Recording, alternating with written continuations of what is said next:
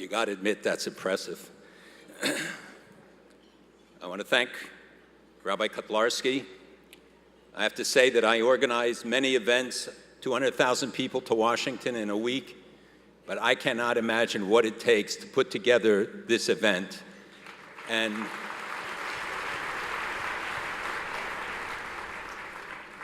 nobody complains about their seat.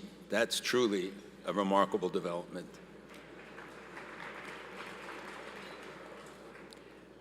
I want to acknowledge the presence of the two representatives of Medinat Yisrael, Ambassador Danny Danon and Ambassador Danny Dayan, who are here. If you want to represent Israel, your name has to have a D in it. Borough President Adams, our good friend, and to pay a special tribute to people who too often are only acknowledged when there are complaints. But when you see the amazing job that the New York Police Department did outside, the troops that are here, we should acknowledge the Commissioner, Commissioner O'Neill. Thank you very much.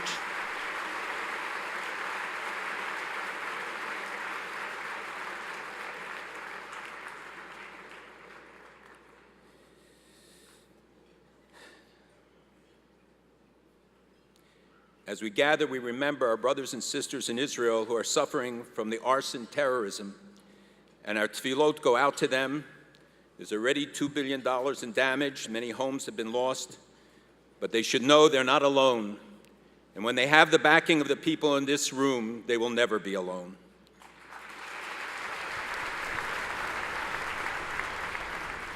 First, I want to thank Rabbi Kotlarski that you don't have a revolving stage this year.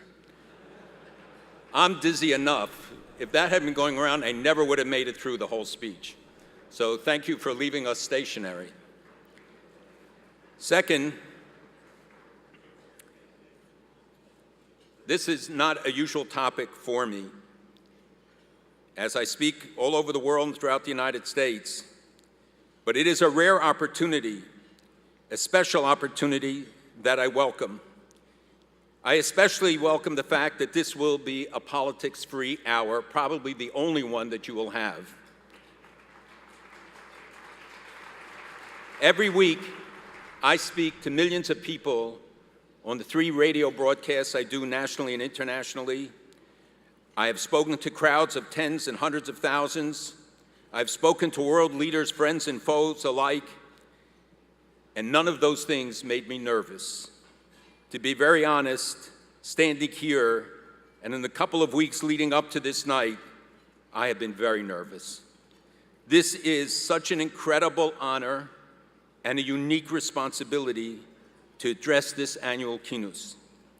I do object to being called a guest speaker because I have attended this as a guest for many years, and I consider myself a part of the Chabad community.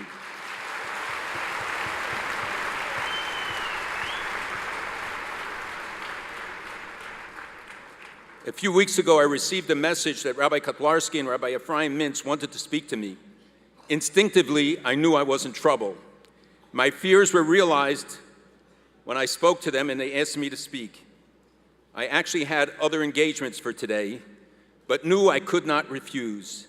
As I said, I've attended these Kinusim for many years and listened to the auspicious speakers. I always left on a high, recharged by the energy and the examples demonstrated here. I always felt that you could light all of Brooklyn, Borough President, and maybe all of New York City with the electric energy generated each year here.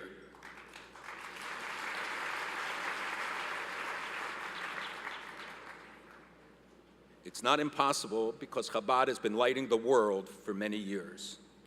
So, aside from the reality that no one could resist the dynamic duo of Ahavas Yisrael, Rabbi Kotlarski and Rabbi Mintz, in fact, they won't let you, I had a strong personal motivation for accepting, as I feel a closeness to Chabad and an indebtedness on many levels. I long wanted to have a chance to express my hakaras hatov, my appreciation, as I will explain soon. We are taught that when it comes to giving thanks, it's something that has to be done personally. In the Chazaras Hashatz, the Chazan can be motzi us on every one of the brachas except modim.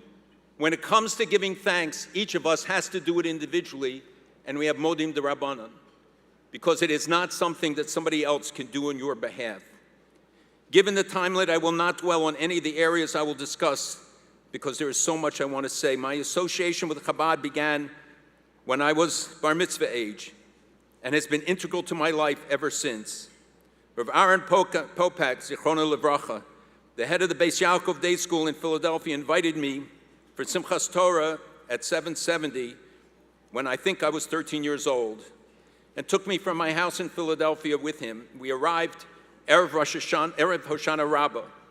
In the morning, I went to daven at 770, and I was told that the Rebbe was giving out lekach. Now, I don't have much of a Hasidic background. It sounded interesting, and when I saw a line forming, I got on the line. It was long, but it moved very fast, and very quickly I found myself in front of the Rebbe. He stopped handing out the lekach and started to ask me who I was, where I came from. He asked me about my families and many questions, and I didn't even notice as I was bedazed by his laser blue eyes penetrating my soul. I didn't even see the crowd that was gathering around.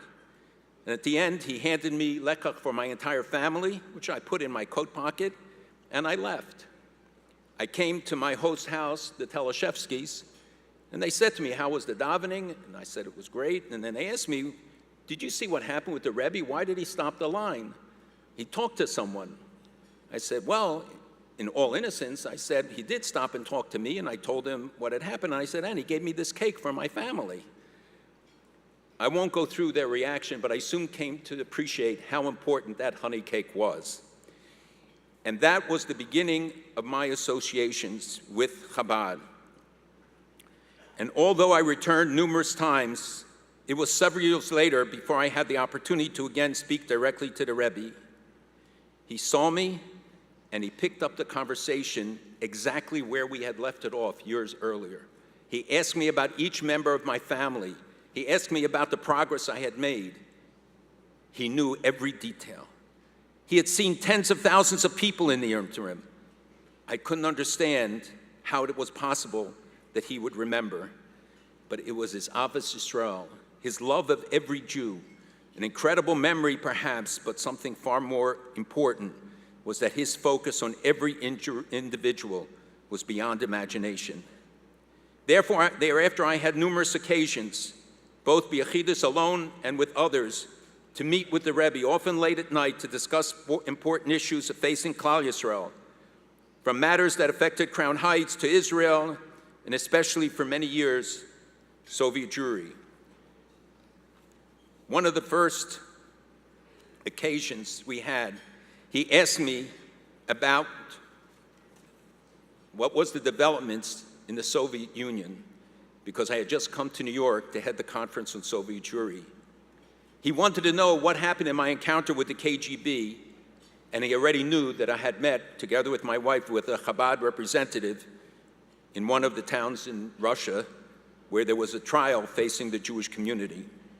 He was very interested in every detail and wanted to know how we were going to follow up, what our plans were.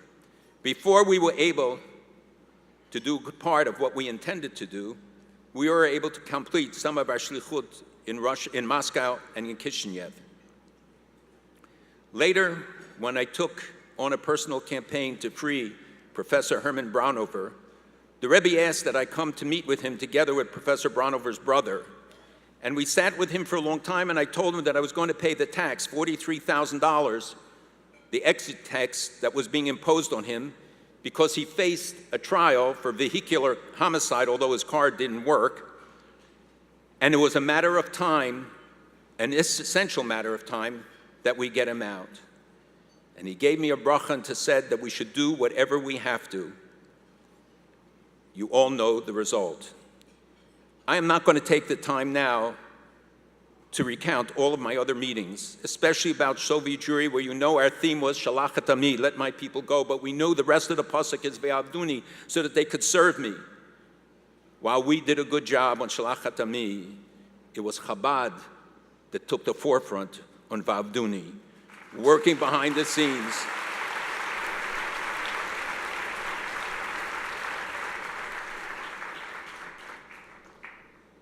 Working behind the scenes in incredible ways. I remember meeting some of the shlichim afterwards when they came out, and they told me how they had wanted to leave, but the Rebbe told them no, he had the foresight to understand what the possibilities, what the potential was for the Jews of Russia. Who had more of a role? Who did more to sustain Yiddishkeit in the bleak years of communism? Who was there risking their lives, the shlichim, on a daily basis to keep alive the fire in the deep, dark, frozen years of Soviet rule? No one can imagine what it meant to stay there, because the Rebbe saw the possibilities, the importance. Now today, we all see the results, and we owe them all our gratitude.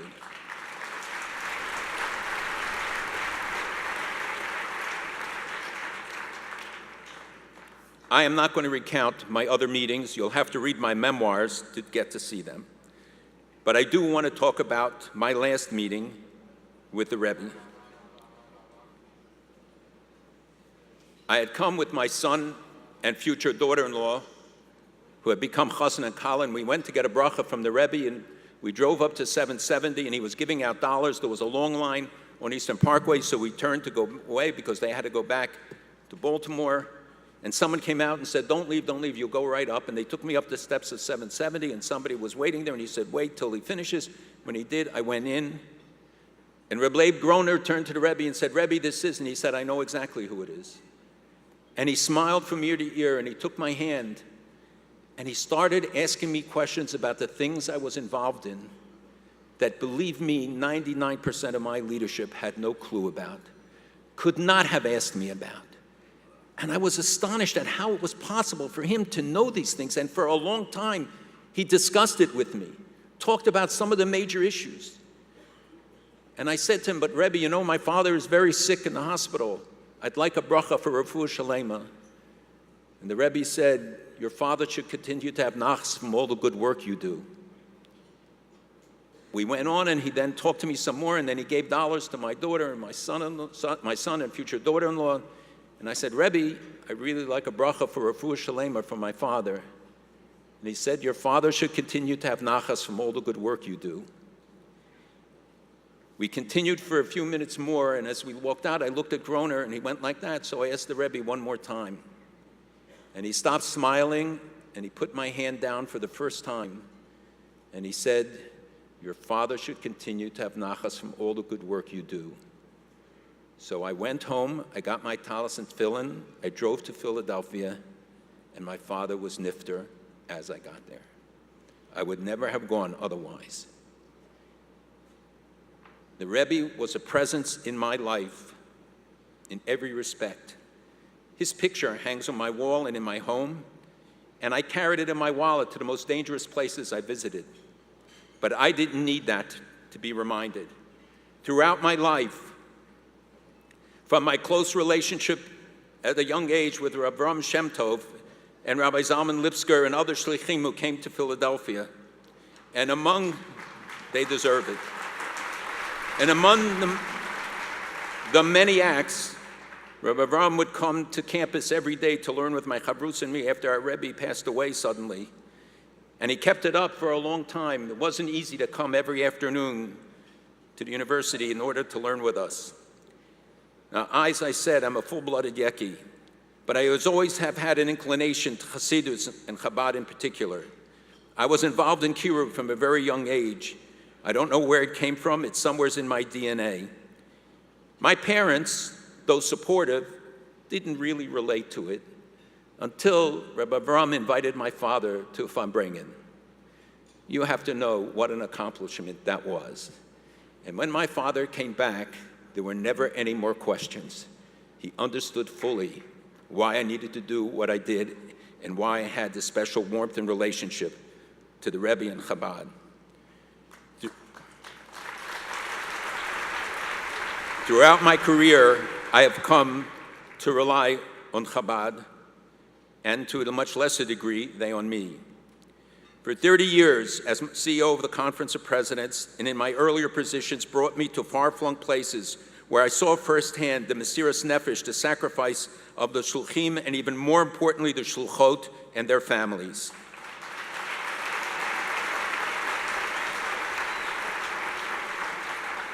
Our travels, the visits of the delegations to the Conference of Presidents were made possible because we knew that kosher meals would be possible. Ein Kemach, Ein Torah, believe me, if you don't have meals, you can't go. They helped us make minyanim from Baku to Bentonville, from Bulgaria to Bangkok. Shluchim made our work feasible. I have so many stories, but there is one in particular that resonates with me until today, and I have a witness in Richard Stone, who's here, who together with me served at the Gabayim on our minyan on Shabbos in the Baku Hotel. And the Chabad Shliach joined us and spent Shabbos with us and brought, in fact, some members of the community. It was Parshas B'Shalach. And as is our custom, when we visit other communities, we try to give the aliyot to the guests.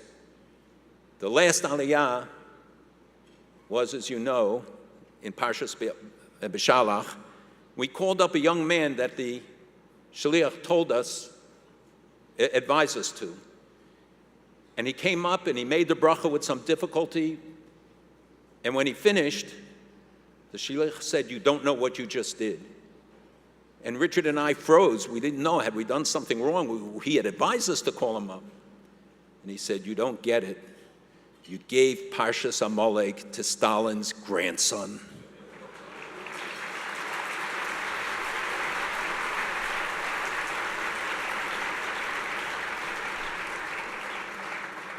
Is there anything that sums up better the role of Chabad and the achievement that it may take generations to see, but even the greatest forces of evil can't stand against us when we stand together with the Mesiras Nefesh and the Avas Yisrael that the Rebbe taught us and taught all of you? There is no limit.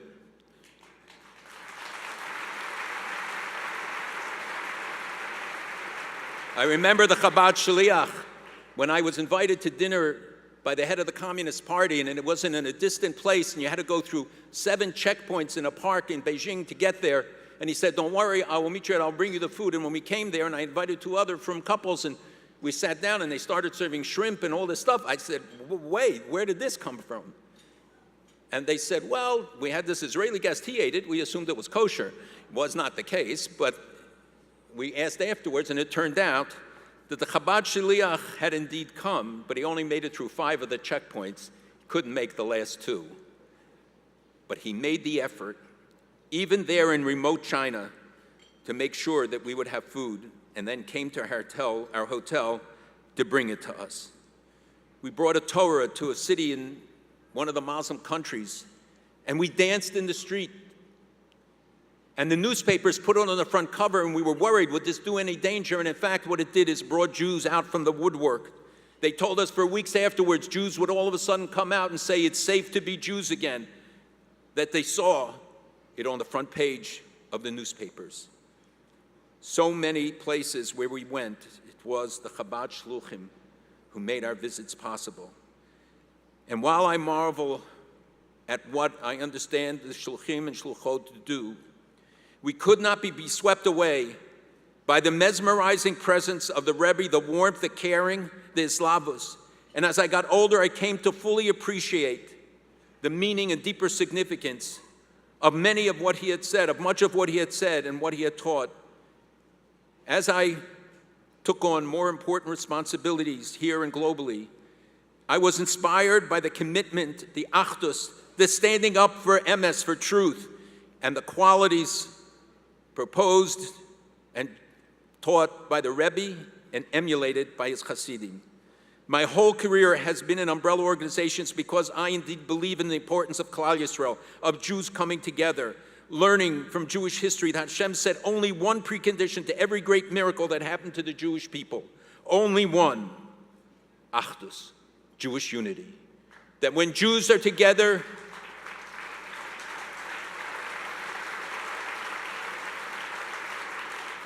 when Jews stand together, there is no enemy we cannot overcome. And when we are divided, every challenge is too great. From when we stood together at Har Sinai, Ki Ish Echad B'Lev Echad, as one people with one heart, to the rescue of Russian Jews and Ethiopian Jews and Syrian Jews and Iranian Jews and Iraqi Jews and Yemeni Jews. It was only when Jews put aside their differences, learned from the example of the Rebbe and said, every Jew counts, none will be left behind. And we mobilized and we succeeded. It was the Jews who turned the Iron Curtain into a Venetian blind. They made glasnost possible. They made perestroika possible. They took on a prison that spanned 2 continents.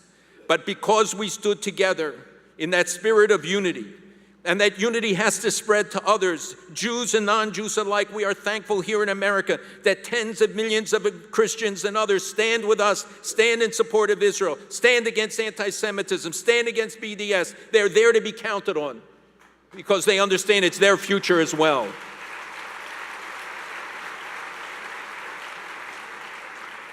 And that achdus, that unity, has to be rooted in love.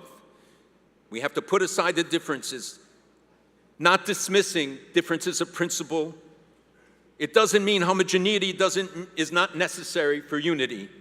What it means is that we recognize that what we have in common is far greater than our differences.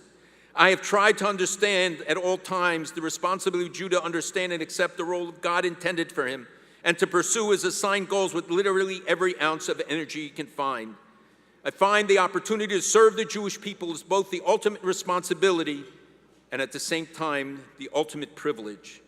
And no part of that privilege was more to me than the experience of experiencing firsthand the way the Rebbe's profound love for every Jew and his sense of responsibility for every Jew, including those whose lives would seem so remote from him. In January 1951, on the 10th of Chabad, marked the official acceptance of the leadership of the Rebbe, and he spoke about love, himself a survivor and a community still reeling from the disaster of European Jewry, with a small minority of frum Jews and even fewer Hasidim, and the melting pot theory still dominant. He's talked about the 4 sons in the Haggadah, and he said the Chacham is the son who came from Europe and who saw what Jewish life could be like. The Rasha was the rebellious son, who tried to throw it all off in the 1920s and 30s, and then the Tum, who remembered a Jewish grandparent but didn't know much, and then the She'ena the Yishol, he didn't even remember a Jewish grandparent, didn't know what to ask. And he said, and then there's the 5th son, the one who doesn't even show up. He targeted all of them. He said we have a responsibility to each of them. The Rebbe spoke about love, love of our fellow Jew, love of Torah, and love of Hashem. And he said that all of them are interrelated. You cannot have one without the others. Any one of them missing means that the others are not complete. This was this quote statement, as he called it, and challenged the world in ways no one could have anticipated at that time. The Rebbe has been described as the most influential rabbi or leader in the 20th century. That is true. But I would assert to you tonight that he's clearly the most influential Jewish leader in the 21st century as well.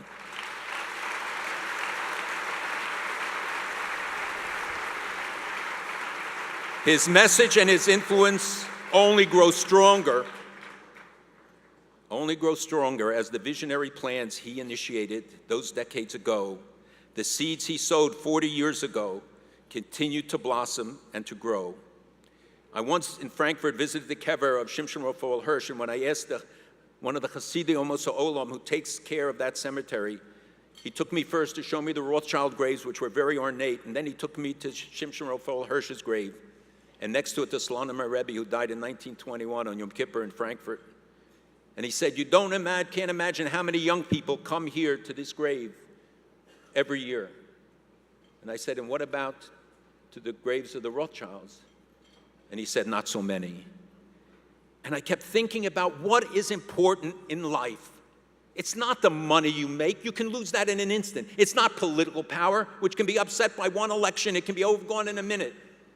What is really important is the contributions we make, the mitzvahs we do, the lives we change. They never die. We may, but they never die.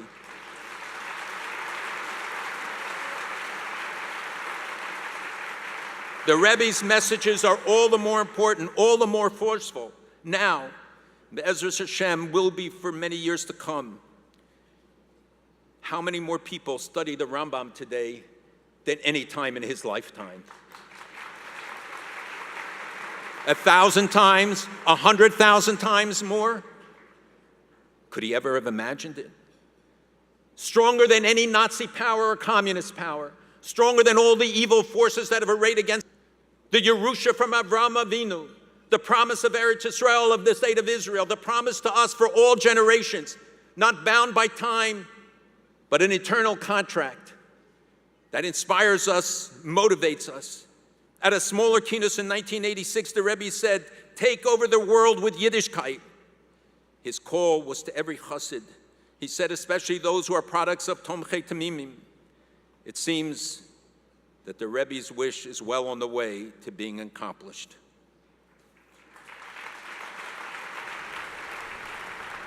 And it is not just the responsibility of the shluchim and shluchot. It's everyone's responsibility. The Rebbe urged us all to give maser, to give a tithe from our time as we give from our money. Moshe Paskin the same way. How many of us, in fact, do so? Maybe we think we partner with all the shluchim, so the 4,000 of you make up for 4 million of us. Already in the 1940s and 1950s, the groundwork was laid with day schools, release time programs, publications for children, chassidim with lulavim on the streets. Then came the yeshivos for Baalei Tshuva, and then the Chabad houses.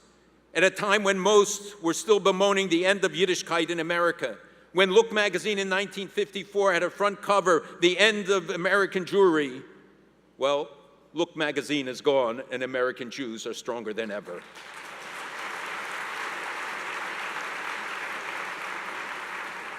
What about the Chachma Bina V'das? People do not see the intellectual strength in the teachings that originate from Chabad. So much, the teaching, the learning, the messaging. When one notes just the intellectual achievements of recent months, I looked at my iPad at the messages from Rabbi Mintz, from JLI, and I was looking for something else, but I kept noticing new classes at Tokyo American Club in Japan, a Department of Israel Education to work in 962 chapters, JLI weekly videos, so many more, the conferences, the Journey of the Soul, taught in 1,000 places, 22,000 enrollees in Journey of Soul classes in 350 Jewish community, 21 session Israel Thinks, part of the Israel Links Chabad program. Who else does that? I keep JLI publications in my office, and so many people from every corner of the earth, every background, peruse them with amazement. Over 1,000 Chabad chapters now have JLI courses in 7 languages. We can say that for that, Dayenu. But the 833 Chabad Hebrew schools, the 26,000 children in Sea Kids, or the 283 chapters and 75,000 Sea Teens, for all of that we can say, Dayenu. But above it, the 260 Chabad student centers, covering 500 universities. To that we say, Dayenu. I want to just point out quickly an independent study that was just completed, that by chance I came across, and it was paid for by a philanthropist who wanted to know why are Chabad centers so successful, the Chabad houses. And so they did an in-depth study, and the results are quite remarkable, because it found that Chabad has a serious and lasting effect on long-term Jewish engagement among students of all backgrounds. It has a strong impact on their Jewish lives long after they leave college, and is actually strongest amongst the least affiliated and those of limited background. 88% of the attendees from non-Orthodox backgrounds. The professor who was contracted to do the study said in a report, it is counterintuitive that these students would show up at all. Let me tell you, no it isn't. It is completely rational that they are there. Reb Schmidt of the University of Pennsylvania, Chabad. I only mention him because I know he has his own support group here. Said making personal acquaintances and connections, forming friendships, being there for the students in the hour of need, sharing the treasures of Judaism. All of that came from the Rebbe's teachings and example. The professor added that the biggest surprise for him was how long students stayed in touch with their Chabad representatives after college. 60% maintained ties. George Rohr, who with his family has made much of this possible,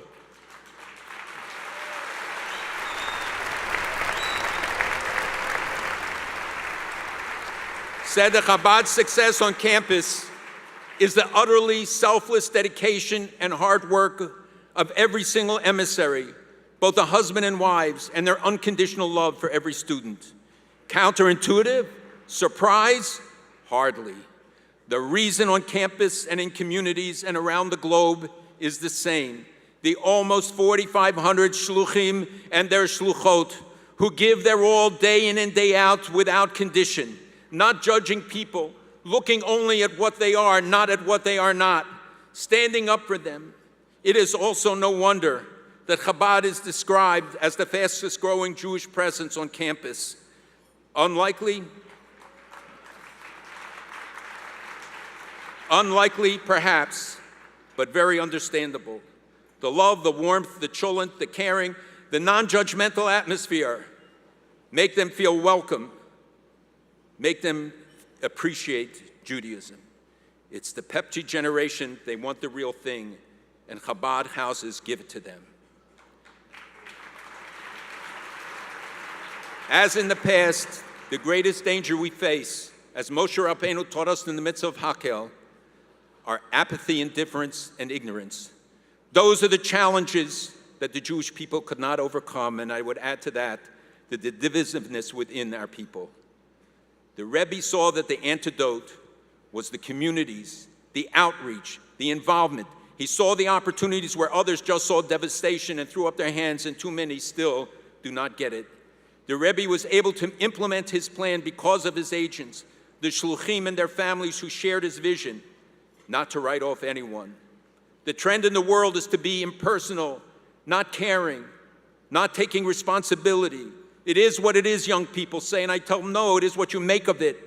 It is what it is, says you have no responsibility, and we see that the massacres of Christians, Baha'is, Yazidis, Muslims, others. Where's the outrage, especially from those who so quickly condemn the state of Israel on every turn?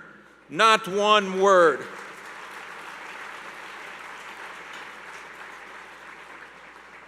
They teach their young people what to die for. They push them to do so.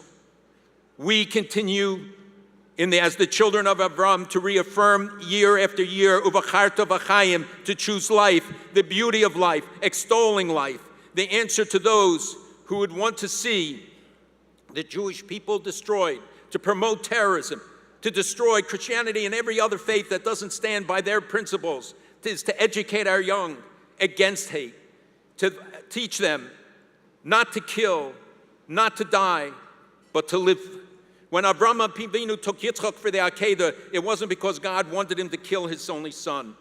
He wanted to teach the progenitors of the Jewish people what to live for, not what to die for. And he did so.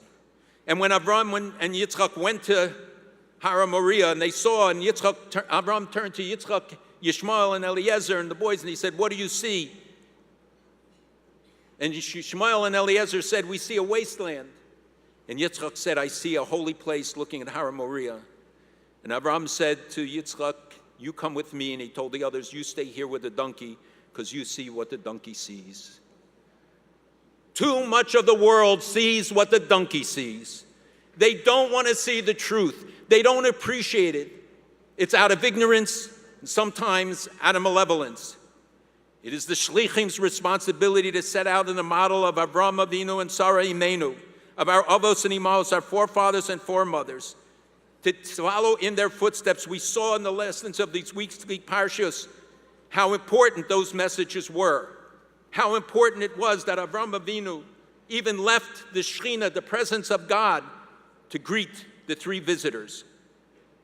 He taught us lessons of love that we have emulated and that the Rebbe has regenerated in our time. The Shlichim repeat those as the blueprint for their lives. I have much more to say, but I will not now. I want to get to the point of two things just in tribute to the shlichim and shluchot. When I went into Walmart headquarters once, they have signs there that say, through these doors go ordinary people who do extraordinary things. Through the doors of 770 went special people who the Rebbe made extraordinary leaders.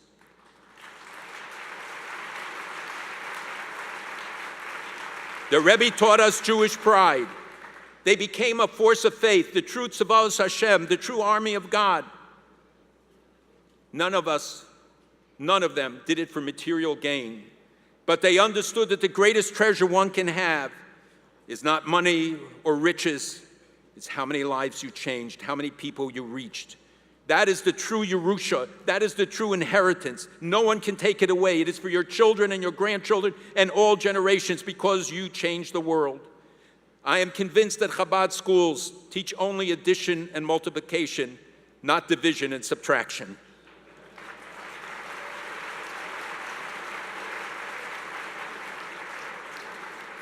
The reward is what you put in, not what you get out. Adam ki yakriv mikem. It's what a person gives from themselves. We see it, and we see how Avraham Avinu was blessed by kol. But kol was not just physical wealth.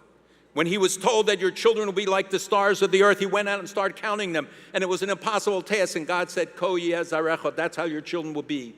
They will take on impossible tasks. They will go to the far corners of the earth. They will face hostile regimes, but they will not give up until they reach every Jew and bring them back to the Jewish people.